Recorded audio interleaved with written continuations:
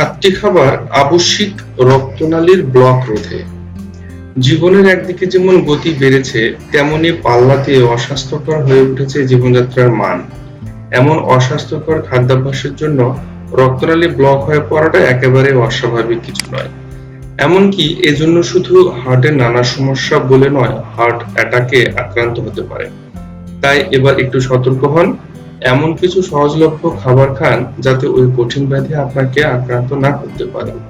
সেজন্য নিচে 7টি খাবার আপনি খেতে পারেন। আপেল, এই ফলটিতে রয়েছে পেকটিন নামক কার্যকরী উপাদান যা দেহের খারাপ কোলেস্টেরল কমায় ও রক্তনালীতে প্লাক জমার প্রক্রিয়া ধীর করে দেয়। গবেষণা বলছে প্রতিদিন একটু করে আপেল খেলে রক্তনালী শক্ত হওয়া এবং ব্লক হওয়ার ঝুঁকি প্রায় 40% পর্যন্ত কমে যায়। দারুচিনি, এই দারুচিনি অ্যান্টিঅক্সিডেন্ট কার্ডিওভাস্কুলার সিস্টেমের সার্বিক উন্নতিতে কাজ করে থাকে। এছাড়াও গবেষণায় লক্ষ্য করা গিয়েছে প্রতিদিন মাত্র 1 চামচ দারুচিনি গুঁড়ো খেলে দেহের কোলেস্টেরল কমায় এবং রক্তনালীতে প্লাক জমে ব্লক হওয়ার হাত থেকে রক্ষা করে। কমলার রস, গবেষণায় দেখা গেছে প্রতিদিন 2 কাপ বিশুদ্ধ কমলার রস পান করলে রক্তচাপ স্বাভাবিক রাখে।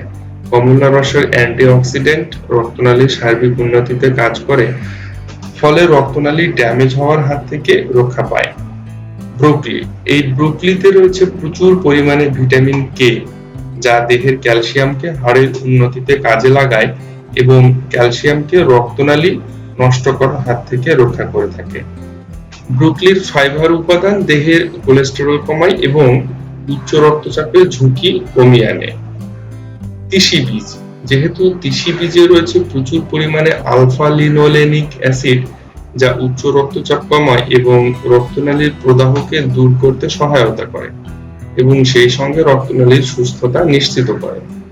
গ্রিন টি, সবুজ চা বা গ্রিন টিতে রয়েছে প্রচুর পরিমাণে ক্যাচিটিন যা দেহে কোলেস্টেরল শোষণ কমায় এবং হৃৎপিণ্ডকে সুস্থ রাখতে বিশেষভাবে সহায়তা করে। প্রতিদিনের চা কফির বদলে গ্রিন টি পান করলে দেহের সুস্থতা নিশ্চিত হয়। তৈলাক্ত মাছ, সামুদ্রিক তৈলাক্ত মাছের ওমেগা 3 ফ্যাটি অ্যাসিড দেহের ট্রাইগ্লিসারাইডের মাত্রা কমিয়ে হৃৎপিণ্ডকে সুস্থ ও নিরোগ রাখতে বিশেষ ভূমিকা পালন করে।